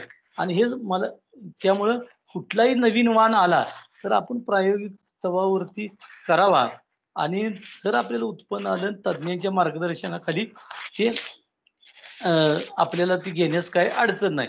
आता ते काल परवा सरांनी आपल्याला कटमाळे सरांनी सांगितलं की म्हणजे उगवण क्षमता तपासणीची कारण का उगवण क्षमता आपल्याला का येत नाही त्याचे 3-4 बारकावे आहेत. की एक पहिलं म्हणजे आपण सोयाबीन ज्यावेळी आपण मळणी करतो त्यावेळी त्यात प्रचंड मॉइश्चर असतं आणि आपल्यावेळी त्यावेळी पाऊस असतो, त्यामुळे आपल्याला कुठं वाळवता येत नाही. तर ते आपण घरी किंवा कुठं मोकळ्या जागेत जिथं आपलं म्हणजे त्याच्यावर संरक्षण आहे अशा ठिकाणी फॅन वगैरे लावून त्यातली केलं नाही तर तुम्ही जर ते तसंच ठेवलं तर त्या टेम्परेचर वाढतं आणि ती बुरशी लगेच त्या कोंबला अटॅक करून ती सोयाबीन सडण्याची शक्यता असते. त्यामुळे ते एक महत्वाचं कारण आहे. त्यानंतर शेतकरी काय करतो, मळणी करताना काय नियम बाबा किती स्पीड लावा. आता काय झालंय, आपलं प्रत्येकाकडे हार्वेस्टिंग मशीन नसतं. आपलं 1-2 एकर क्षेत्र असतं आणि जो कोण तो हार्वेस्टर करणारा असतो तो काय करतो, ज्यादा आरपीएम त्याला दिवसात मी आज 40 पोती काढली 60 पोती काढली ह्यात समाधान असतं आणि तो त्याचा फायदा बघत असतो. त्यामुळे जर आपण बीज उत्पादन असू दे किंवा जनरल सोयाबीन मळत असताना कटमाळे साहेबांनी जे बारकावे सांगितले की आपण ते 400 आरपीएमच्या वरती गेलं नाही पाहिजे. तर आपण त्या आरपीएमचा विचार करत नाही, मग डाळ झाली हे झालं त्याचाही बरोबर. आणि तिसरं म्हणजे आपण काय करतो, बऱ्याच शेतकऱ्यांचं असं मत आहे की माझं सोयाबीन वाळलं की मला 100% जर्मिनेशन. असं नाही, तुम्ही जर प्रचंड प्रमाणात त्याला ऊन दिलं तर त्याचं जर्मिनेशन जाऊ शकतं. त्यामुळे हलक्या अशा थंड म्हणजे तुमच्या सावलीत वाळवून कधीही चांगलं त्यामध्ये जर्मिनेशन येऊ शकतं. आणि त्यानंतर आपण ट्रॅव्हलिंग करत असताना म्हणजे आपण तिथून मळणी केल्यानंतर ती पोती भरायची एकतर घरी किंवा बीज उत्पादन करणार असला तर ती प्रोसेसिंग प्लांटला नेताना किंवा घरी आणली तर आपण ती थप्पीवर थप्पी ठेवायची. 2, 3, 4 पोती जर आपण थप्पी ठेवली की काय होतं, ती खालच्या 1-2 पोत्याचं पूर्णपणे जर्मिनेशन जातं. हे एक प्रमुख कारण आहे. आणि प्रोसेसिंगला जाताना इकडे आदळ-आपट किंवा घराकडे येताना उतरताना तर ह्या काय बीज ही ह्या काही कारणामुळं उगवण क्षमतामध्ये मार बसतो आणि खरं त्यामुळे होतं. आणि शेतकऱ्यांचं काय झालंय की पाऊस आला, आता आपल्याकडे काल परवा उकळीचा पाऊस झाला, लगेच पाऊस आला की बाबा खाली आपल्या जमिनीत किती ओल आहे, किती सेंटीमीटर आपला बी गेला पाहिजे, काय नाही, लगेच पाऊस झालाय, आता काही पाणी पाजायची गरज नाही, चला टोकून देऊया. मग असं होतंय खाली वाळलं राहिलं किंवा जादा पाऊस झाला आणि 4 सेंटीमीटरच्या खाली जर तुमचा बी गेला आणि तर तो कुजणे म्हणजे नाही उगा पाऊस वगैरे झाला तर तिथं ते कुजण्याची शक्यता असते ना, कुजण्याची शक्यता असते ना आणि आपल्यात ते उगवण क्षमतेला मार खाते. म्हणजे असे काही बारकावे आहेत जे आता मी खरंच रामेतीचे जे माळी साहेब असतील किंवा उमेश पाटील साहेब अत्यंत स्तुप्त असा कार्यक्रम राबवला की तिने सोयाबीन लागवड तंत्रज्ञान. मी आता 4 दिवस झालं कंटिन्यूस प्रत्येकाची लेक्चर ऐकतोय. फार बारकावे म्हणजे शास्त्रज्ञ जे सांगतात, ते कटमाळे सरांनी जे सांगितलं जमिनीची खराज किंवा खताचा समतोल असेल किंवा देशमुख साहेबांनी जे काढणीनंतर त्याचं प्रोसेसिंग कसं करायचं किंवा महाजन सरांनी जे सांगितलं की कीड रोग व्यवस्थापन, हे सर्व शास्त्र हेच असतं, फक्त आपल्याला ते माहित नसतं कोणत्या वेळी केव्हा कधी करायचं. हे जर बारकावे आपल्याला जर शास्त्रज्ञांच्या मते जर आपण केलं तर आपल्या उत्पन्न जे सरांनी खरंच सोयाबीन शेती शाळा आधारित सोयाबीन उत्पादन तंत्रज्ञान खरंच अतिशय रामेतीने जी संकल्पना राबवली. आणि खरंच हे आता तुम्ही ह्यात प्रगतशील शेतकऱ्यांनी तर ऐकलंच असेल, पण तुम्ही ह्यात प्रामुख्याने सांगितलं की काय तुमचे कृषी सेवक आहेत, कृषी सहाय्यक आहेत, कृषी पर्यवेक्षक आहेत आणि ही अशी मोलाची माहिती गेले 3 दिवस तुम्ही हे आम्हाला ऐकवताय. आणि ही खरंच असा चांगला कार्यक्रम राबवल्यामुळं काही ह्या सर्व गोष्टी तुमच्या सहाय्यकांना ऐकल्या असतील किंवा पर्यवेक्षकांना ऐकली असतील आणि ज्या त्या भागात जिथं आता खरीप हंगाम आहे ते सहाय्यक किंवा तुमचे पर्यवेक्षक हे 100% इम्प्लिमेंट करतील. आणि हे सर्व केल्यामुळं 100% आपल्याला ह्या खरीप हंगाममध्ये सोयाबीनची प्रचंड उत्पादन वाढणार यात काही शंका नाही. आणि हे असे कार्यक्रम राबल्यामुळं शेतकऱ्याची खरंच उत्पादक वाढायला मदत होणार आहे. मी पुन्हा एकदा रामेती स्टाफ किंवा उमेश पाटील साहेब प्राचार्य असतील, माळे साहेब, परीट साहेब आणि सर्व त्यांना धन्यवाद करतो की असंच तुम्ही जो हा कार्यक्रम खरीप हंगामाला जो सोयाबीनचा केला, की आता योगायोगानं आपल्याकडं मोठी महामारी कोरोनाची आलेली आहे. हे तुम्ही आम्हाला माहित आहे, गेली मी 20 वर्ष झालं ह्या कृषी क्षेत्रात मी काम करतोय. मी कृषी मित्र आहे, परत तुमच्या सगळ्या वेगवेगळ्या शासकीय समित्यावरती काम केल्यामुळं एक्सटेन्शनचं काम कसं असतं ते मला मी जवळनं बघितलंय. जे आता आपल्यात खरंच तुम्हाला दुर्दैवाची काल घटना घडली, जे आपले तालुका कृषी अधिकारी आमच्याकडे होते ते मांगले साहेब, त्यांनी सुद्धा एक प्रचंड मोठा सोयाबीनचा कार्यक्रम घडला, त्यांचं काल परवा दुःखद निधन झालं. हा एक तुम्ही जे कार्यक्रम घेतलेत म्हणजे आता शेतकऱ्यांना तर माहिती मिळावीच, पण तुम्ही हे वेळोवेळी तुमचे जे सहाय्यक असतील परीक्षा यांना माहिती देऊन हे तुम्ही ज्या त्या फील्डवरती ज्या त्या कृषी विभागात हे काम करत असताय. माझं रामितीला प्राचार्यांना किंवा माळेसाहेबांना एक विनंती राहील की तुम्ही हा जो कार्यक्रम राबवलाय असाच तुम्ही पुन्हा रब्बीमध्ये जर राबवला आणि गहू हरभरा ह्या जर उत्पादन वाढी जर असं जे काही बारकावे जे तंत्रज्ञान आहेत हे जर सायंटिस्ट जे संशोधक आहेत, ज्यांनी शास्त्रज्ञान ज्या व्हरायटी काढल्यात किंवा कीड रोग व्यवस्थापन माहिती तर खरंच शेतकऱ्यांना याचा फायदा होईल. तर मी गेले काय मला 10-15 वर्षात फक्त मला तुम्ही बीज उत्पादन ह्याच्यावरतीच बोलायला सांगितलं होतं. कारण काल सकाळी प्रशांत पाटलांचं लेक्चर झालं. काल देशमुख सरांनी म्हणजे सगळ्यांनी सांगितलं की बाबा पूर्व मशागतीपासून काढणीपर्यंत हे जे काही तंत्रज्ञान आहेत त्यात चांगली मशागत झाली पाहिजे. आपल्या जमिनीतला सेंद्रिय खरं सांगतो तुम्हाला आपण काय करतो की लोकांना आता जी जैविक शेती किंवा सेंद्रिय शेती आता काळाची गरज आहे. आपल्याकडं ज्यावेळी हरित क्रांती झाली की जी रासायनिक खतं आली तिचे आता दुष्परिणाम इतके व्हायला लागलेत की आमच्या भागात किंवा डिग्रज सारख्या भागात शारपट जमीन व्हायला लागल्यात. मग सरपेट ड्रेन वगैरे असं विचारलंय. तर तुम्हाला सर्व शेतकरी बांधवांना माझी विनंती आहे की तुम्हाला जर जमीन तुम्हाला जर सुधारायची असेल किंवा जर तुम्ही उत्पादन जर वाढ पाहिजे तर जोपर्यंत तुमच्या शेतात सेंद्रिय कर्ब वाढत नाही, आपण कसं आहे ना पिकात म्हणजे जमिनीचा आपला आत्मा आहे म्हटलं तर चालेल. सेंद्रिय कर्ब जेव्हापर्यंत तुमच्या शेतात वाढत नाही, पाला पाचोळा किंवा शेणखत किंवा जैविक जीवाणू किंवा तुम्ही जे गांडूळ खत असेल वगैरे हे असं जोपर्यंत तुमच्या शेतामध्ये टाकत नाही तोपर्यंत तिची तुम्हाला उत्पादन मिळणार नाही. फक्त रासायनिक टाकून काही उपयोग नाही. तुम्हाला म्हणजे कसं आहे आता जे खतं असतात ते केमिकल फर्टिलायझर हे तुम्हाला माहित आहे जीवांना थ्रूच हे पिकाला दिले जातात त्याचं विघटन करून. मग जर जीवाणू जगायचे असतील तर तुम्हाला सेंद्रिय पदार्थ पाहिजे खाण्यासाठी त्या जीवाणूंना. आणि जर जीवांना सेंद्रिय पदार्थ पाहिजे तर तुमच्या शेतात सेंद्रिय पदार्थ टाकले पाहिजेत. तर माझी सर्व शेतकऱ्यांना विनंती आहे की तुमची जमिनीची ज्यावेळी तुमचा कधी खरीपला असू दे रब्बीला असेल कोणतंही तुम्ही पीक काढल्यानंतर जी अतिशय चांगल्या प्रमाणे नांगरट उभी आडवी करा. शक्यतो समजा पावसाळा हिवाळा काय असेल तर एखादी करा. पण उन्हाळ्यात जे खोडवा वगैरे काढून जे पीक पुढे खरीपला घेणार आहे त्यांचा मला सल्ला राहील त्यांना की तुम्ही उभी आडवी नांगरट केली पाहिजे.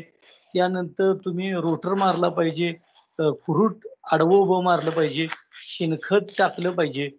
तरच हे जे काही सरीचं तुम्हाला नियोजन सांगितलं 9 इंचाचं जे काही बियाण्याचं तंत्रज्ञान सांगितलं, एकरी 80,000 प्लांट पॉप्युलेशनचा काही विषय सांगितला, हे परत रोग किडीचं बंदोबस्त काय सांगितला तरच शक्य आहे. नाहीतर तुम्हाला जर उत्पादकता जर वाढवायची असेल तर तुम्हाला सेंद्रिय पदार्थ हे जमिनीत टाकावेच लागतील. आणि जोपर्यंत तुमचा सेंद्रिय कर्ब वाढणार तोपर्यंत कुठलंही तुम्ही काय सोयाबीन घ्या किंवा ऊस घ्या ज्या रानात 80 किंवा आता सरासरी आपल्या भागात बघितलं तर 0.30 0.40 असा सेंद्रिय कर्ब आहे. 1% सेंद्रिय कर्ब गेला पाहिजे. तेव्हा आपण कसं म्हणतो पैलवान व्हायला आपल्याला खुराक चांगला लागतो तरच पैलवान होते. तशी जर आपल्या जमिनीला पैलवान करायचं असेल तर तुम्हाला चांगलं शेणखत वगैरे हे सगळं टाकायलाच लागेल. जोपर्यंत तुम्ही हे चांगलं म्हणजे आंतर मशागत आणि हे सगळे सेंद्रिय पदार्थ टाकत नाही आणि 1% तुमचा सेंद्रिय कर्ब वाढत नाही, तुमचं कुठलंही पीक असू दे हे तुम्हाला उत्पादन देणार नाही. तर हे झालं सेंद्रियचं म्हणजे जमिनीची सुरू. आणि हे सगळं केलं तरच तुम्हाला एकरी काय असेल ते 20-22 क्विंटल किंवा एकरी 90-100 टन ऊस निघू शकतो. तर पुन्हा एकदा मी रामिती आणि सर्व स्टाफ यांना जी की मला बोलण्याची किंवा हे ऊस विक्रमी सोयाबीन बीज उत्पादन या विषयी बोलण्यास संधी दिली त्याबद्दल मी त्यांचे धन्यवाद देतून थांबतो. धन्यवाद पाटील साहेब. खूप चांगलं मार्गदर्शन आणि आपला सोयाबीन शेतीतला आपला अनुभव आपण सर्वांच्या समोर मांडला. आणि गेल्या 20 वर्षापासून आपण कृषी विभागासोबत काम करत असताना सोयाबीन पिकाचं उत्पादन वाढवण्यासाठी जे आपण कष्ट घेतलेले आहेत, जे आपण तंत्रज्ञान अवलंबलेलं आहे, ते आपण सर्वांना आमच्या क्षेत्रीय कर्मचाऱ्यापर्यंत पोहोचवलात. मी रामितीच्या वतीनं आपलं मनपूर्वक आपलं धन्यवाद देतो. या ठिकाणी काही कुणाच्या शंका असतील तर जरूर विचाराव्यात. सुनील पाटील साहेब, तुम्हाला काय विचारायचं आहे का? हॅलो. हा बोला. हा बोला बोला. सोनवणे साहेब बोला. हा नमस्कार नमस्कार रवी पाटील साहेब. खूप हा छान नमस्कार. शेतकऱ्याच्या भाषेत हा. तुम्ही हॅलो, आवाज ऐकू येत नाही. सोयाबीनचा त्याच्याबद्दल प्रश्न. हा आवाज येतोय? हॅलो, आवाज आवाज येतोय, ऐकतोय? जरा थोडा आवाज विस्कटतोय जरा. हा बोला.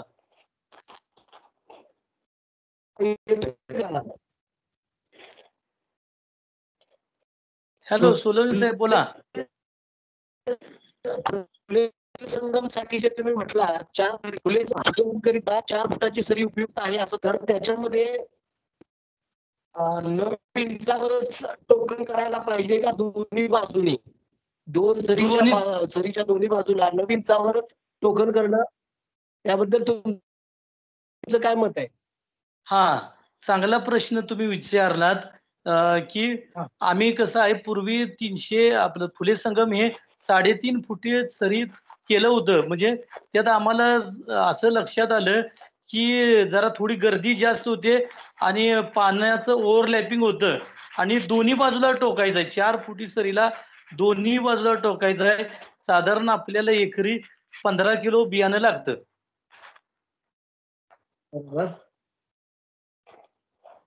हा बरोबर आहे, बोला.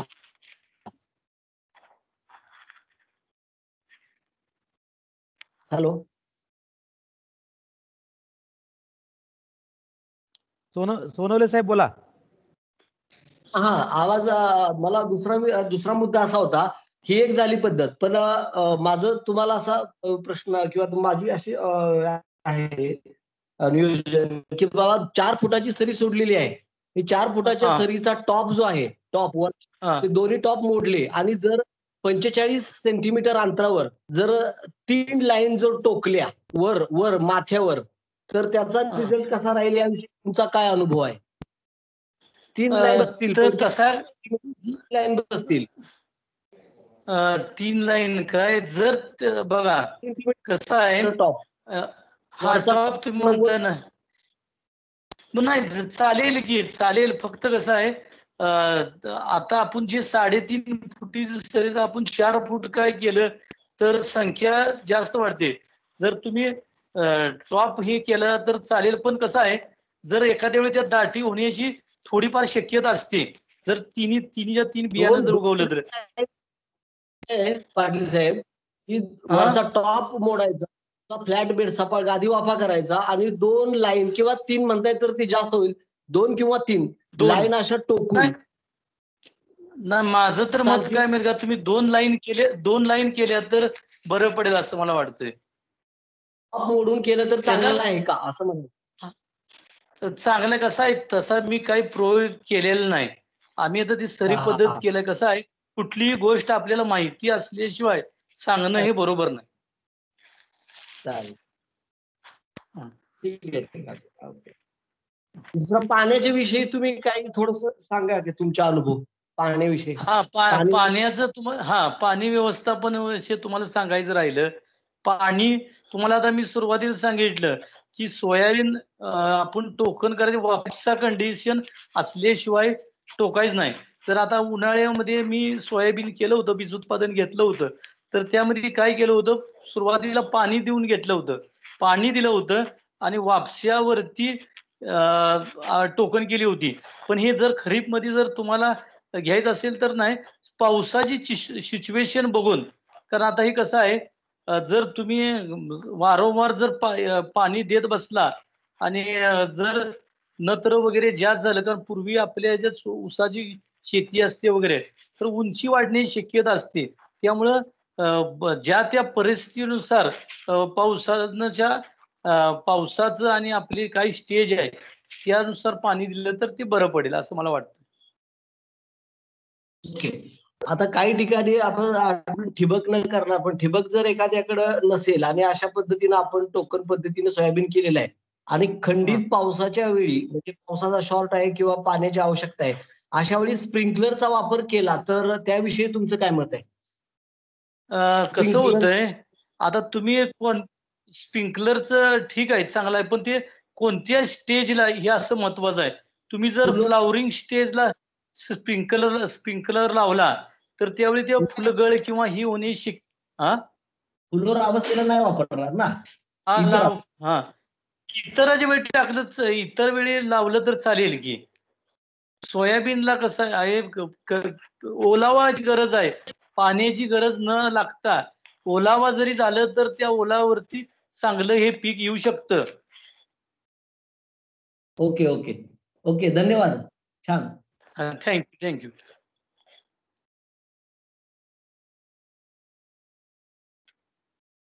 आणखीन कोणाला काही शंका? सुनील पाटील साहेब, तुम्ही हँड रेज केलाय, तुम्हाला काय विचारायचं आहे का? सुनील पाटील.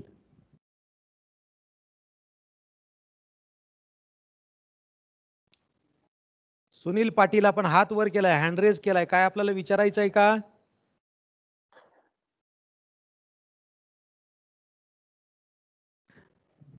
आणखीन कोणाला काय प्रश्न आहेत का? शंका आहेत असेल तर विचारा please.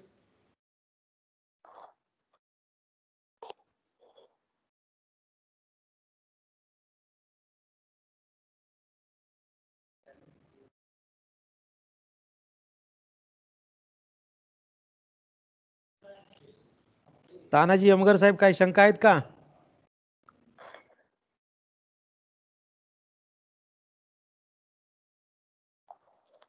Shivaji Gadkari, Uddhav Gaikwad, hello sir, नाही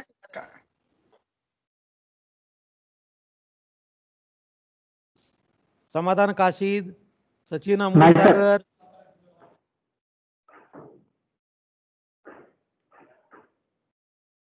रियाज पकाली, रणजित गोंधळी,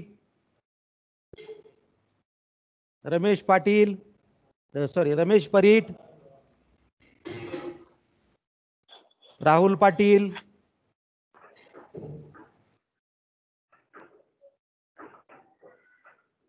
अविनाश पवार, काय कोणाला शंका असतील तर विचारा.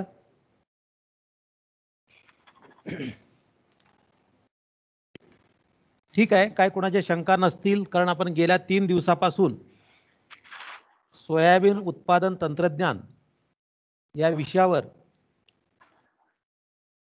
सोयाबीन या पिकावरती मूलभूत संशोधन करणारी संस्था जी कृषी संशोधन केंद्र कसबे डिग्रज, येथील संशोधन केंद्रावर काम करणारे सर्व शास्त्रज्ञ, सोयाबीन पैदासकार या सर्वांच्या सोबत आपण याच्यामध्ये चर्चा करत आहोत. आणि गेल्या 3 दिवसापासून आपण हे सोयाबीन लागवड तंत्रज्ञान आत्मसात करायचा प्रयत्न करत आहोत.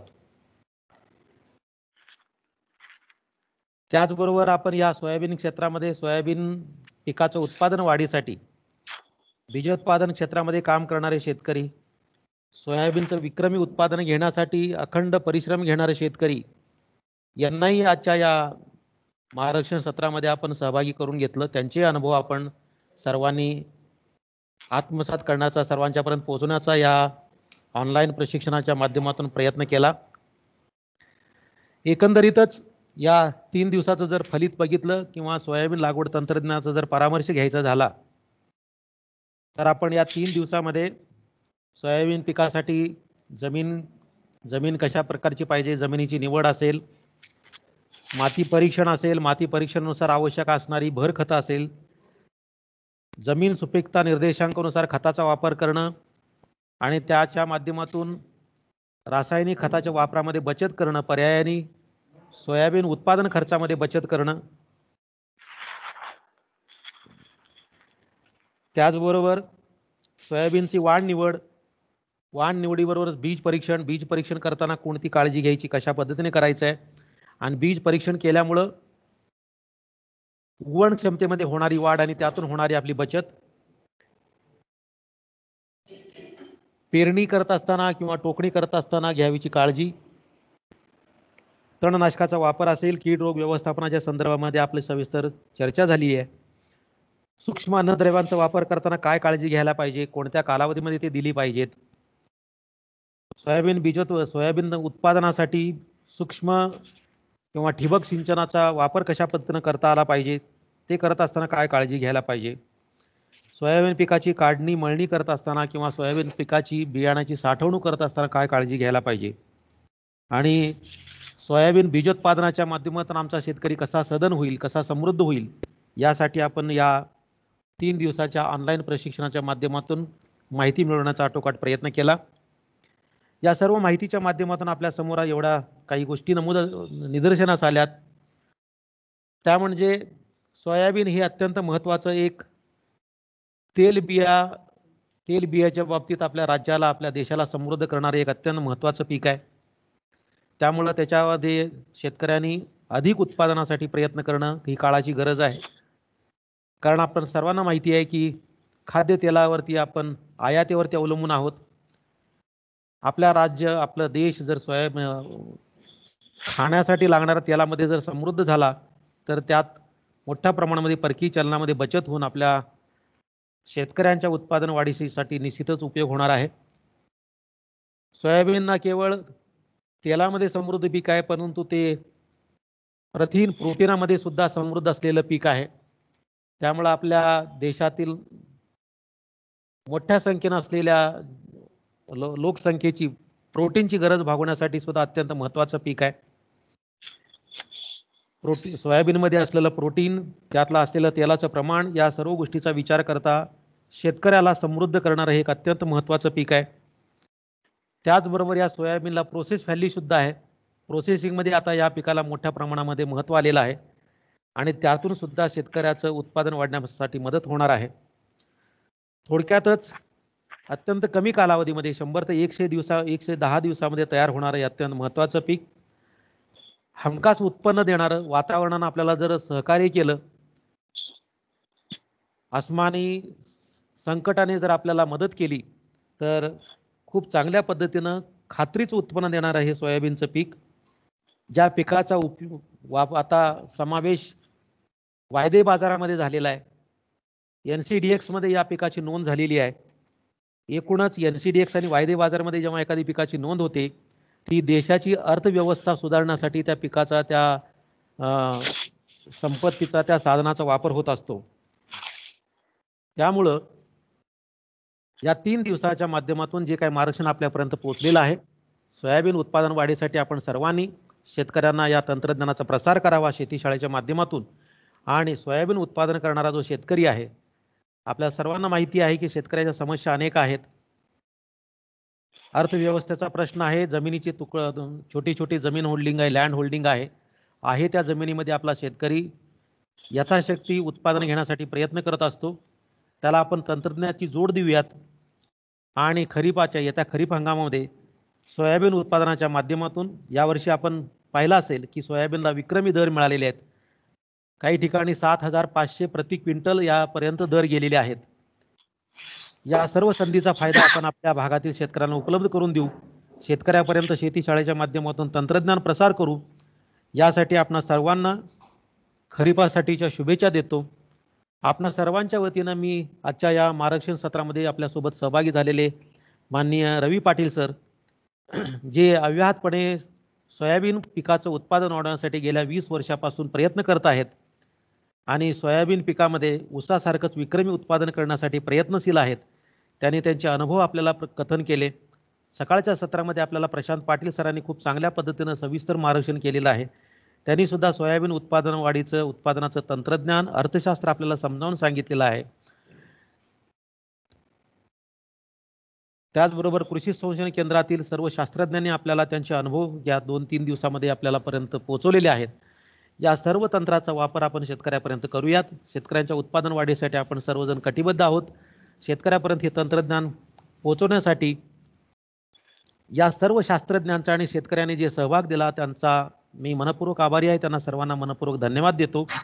आणि रामेतीचे प्राचार्य मान्य उमेश पाटील सर, रामेती परिवाराच्या वतीनं आपण सर्व कृषी विस्तारकांना, कृषी तंत्रज्ञान प्रसारकांना येत्या खरीप हंगामामध्ये तंत्रज्ञान प्रसारासाठी शेतकऱ्यांच्या सोयाबीन उत्पादन तंत्रज्ञानाच्या माध्यमातून उत्पादन वाढीसाठी तुम्हाला सगळ्यांना शुभेच्छा देतो.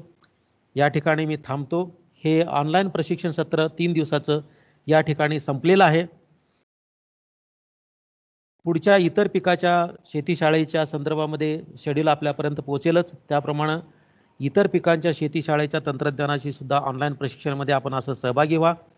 जाता जाता रामेतीच्या माध्यमातून प्राचार्य रामेती कोल्हापूर या यूट्यूब चॅनलच्या माध्यमातून अनेक पिकाचे चर्चासत्र, प्रशिक्षणाच्या माध्यमातून शास्त्रज्ञांचे अनुभव कथन या यूट्यूब चॅनलवरती उपलब्ध आहेत. सर्वांना मी विनंती करतो की या यूट्यूब चॅनलला सगळ्यांनी सबस्क्राईब करा. या यूट्यूब चॅनलच्या माध्यमातून जे काही तंत्रज्ञान आहे ते शेतकऱ्यापर्यंत पोहोचवण्यासाठी आपण सर्व प्रयत्न करूयात. शेतकऱ्यांची आपल्या हातून एक चांगली उत्तम सेवा घडो ही अपेक्षा व्यक्त करतो. या ठिकाणी मी थांबतो. हे ऑनलाईन प्रशिक्षण या ठिकाणी समाप्त होत आहे असं नमूद करतो. पुन्हा एकदा माननीय रवी पाटील सरांचं, माननीय प्रशांत पाटील सरांचं मनपूर्वक त्यांना धन्यवाद देतो. आपण सर्वजण गेल्या 3 दिवसापासून या ऑनलाईन प्रशिक्षण कार्यक्रमामध्ये सहभागी झालात आणि हे ऑनलाईन प्रशिक्षण कार्यक्रम यशस्वी करण्यामध्ये आपला मोलाचं योगदान आपण दिलं. याबद्दल सर्व क्षेत्रीय स्तरावर काम करणारे कृषी सेवक, कृषी सहाय्यक, कृषी पर्यवेक्षक, कृषी अधिकारी, शेतकरी या सर्वांना मनपूर्वक धन्यवाद देतो आणि हे ऑनलाईन प्रशिक्षण या ठिकाणी संपलं असं नमूद करतो. धन्यवाद.